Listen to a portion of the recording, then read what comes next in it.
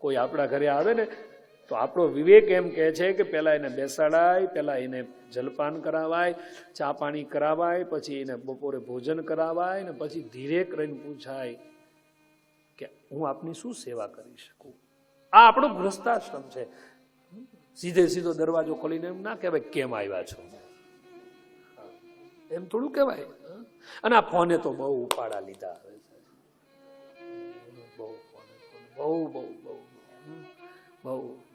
હવે તો લોકો ફોન કરે ને આપણને કે તમે ઘરે છો, અમે આવીએ છીએ, આપણે સામે સરસ રીતે જવાબ આપીએ છીએ. આવતા જ નહીં, અમે બહાર જઈએ છીએ. જો એક વસ્તુ યાદ રાખજો કે આપણા આંગણે કોઈક આવે ને ત્યારે સમજવાનું કે આપણા દિવસો સારા છે. કોઈ દિન દુખી આપણા આંગણે આવે ત્યારે સમજવાનું કે પરમાત્માએ આપણને અવસર સારો આપ્યો છે. બાકી તો અખતરો કરજો તમે. કોઈ આવે નહીં આપણા ઘરે, માણસ તો છોડો કૂતરું ના આવે, એને ખબર પડે છે કે અહીં જઈશું તો રોટલી નહીં મળે, લાકડી મળશે, કોઈ આવે નહીં.